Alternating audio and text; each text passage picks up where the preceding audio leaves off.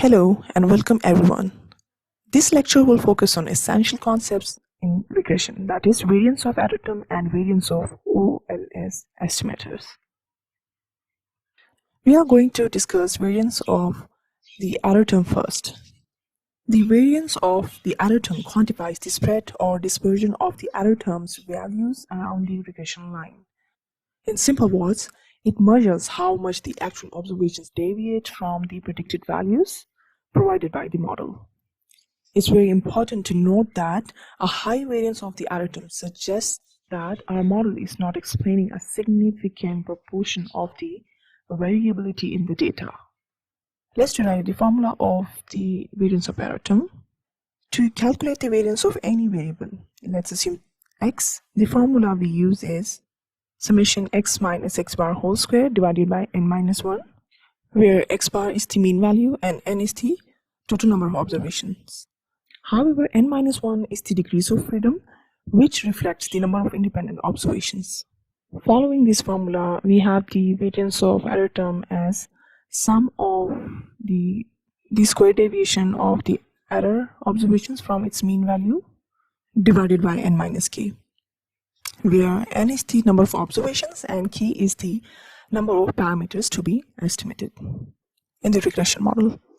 Here, by assumption, we know that mean of the error term is 0. So in this equation, we can remove this value and we now have variance of the error term represented by sigma square equals to, here the degrees of freedom we have in the denominator is n minus k.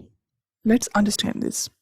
We know that error term is equals to actual value of y minus the predicted value.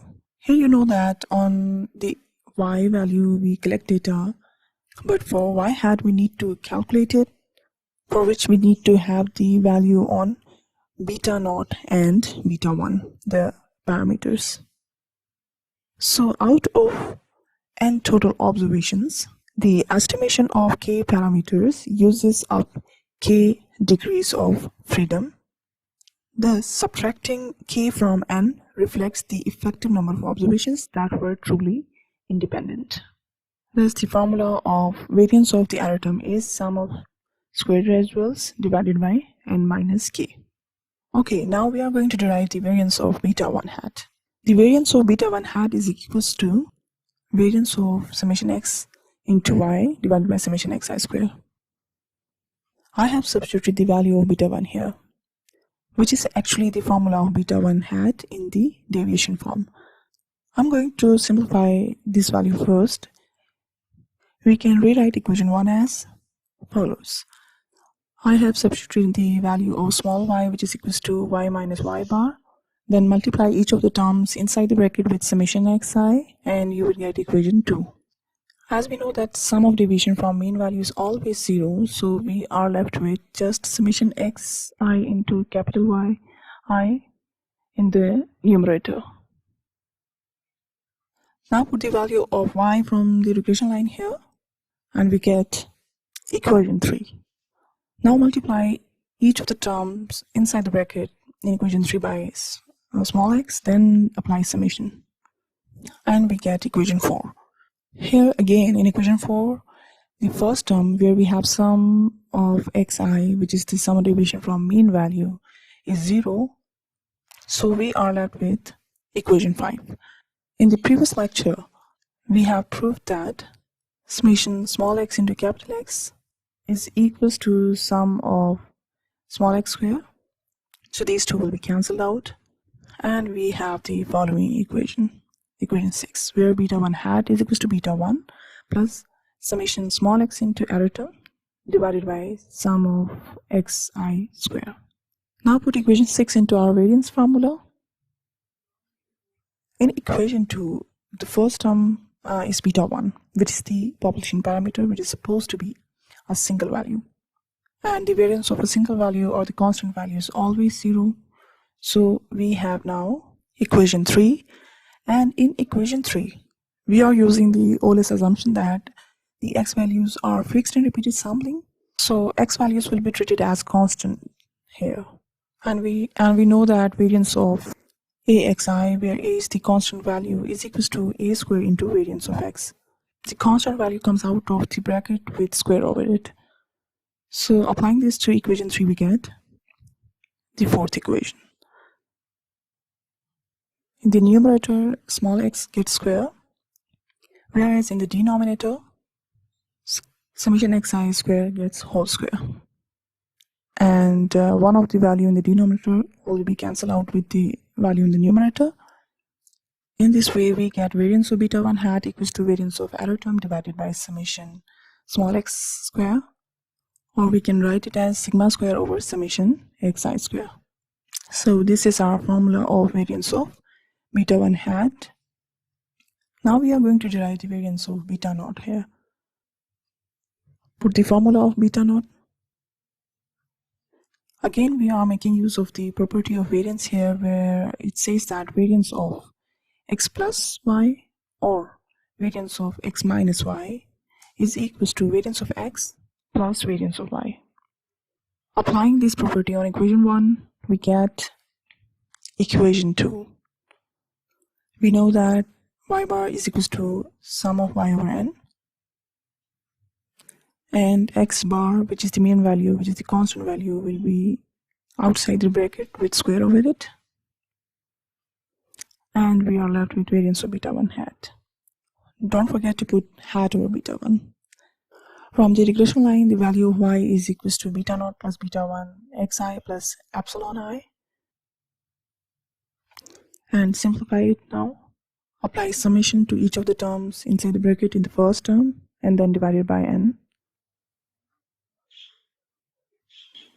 In equation 5, n in the first term and in the numerator and denominator will be cancelled out. However, in second term, you can see that we have summation x over n, which is equals to x bar, and sum of error term over n is the mean value of error, and by assumption we know that the value of error term is 0. So now we have the following equation here. These two terms are constant, and we know that the variance of constant term is always 0. So we get the following equation. In the first term, you can see that we have 1 over n, which is the constant value. We have to pull it out with square over it, and we get equation 8. We have already proved that variance of error is equals to sigma square over sum of small x square. Variance of beta 1 hat is equals to sigma square over sum of small x square, and variance of error term is equals to sigma square using these information, and we know that the variance of constant term is always 0. So we get the following equation. In the first term, you can see that we have 1 over n, which is the constant value. We have to pull it out with square over it, and we get equation 8. We have already proved that variance of error is equals to sigma square over sum of small x square. Variance of beta 1 hat is equals to sigma square over sum of small x square, and variance of error term is equals to sigma square. Using these information in equation 8, we get variance of beta naught hat equals to the following equation. In the first term, n in the numerator will be cancelled out with the square in the denominator, and we are left with now variance of beta naught hat equals to sigma square over n plus mean of x square into sigma square over sum of small x square. Taking the sigma square common, we get the following equation. So this is our formula of variance of beta naught hat. However, we can simplify it further. Take LCM in equation 1, and we get equation 2. Put the value of small x, which is x minus x bar. Take square of the first term and then apply summation. Here I have applied summation to the terms inside the bracket. I have summed these two terms now, and it gives us 2n x bar square. Here we can write x bar square as x bar into x bar. Write one of the x bar as summation x over n, and will be cancelled out, and we get equation 9. In equation 9, you can see x bar into x bar, and one of the x bar will be written as summation x over n. Here you can see that in the second term, the n in the numerator and denominator will be cancelled out, And now you can see that the second and third terms are exactly same with opposite signs. So these two terms will also be cancelled out, and we are left with sigma square into summation capital Xi square in the numerator and n into summation small xi square in the denominator. So this is our formula of variance of beta naught hat.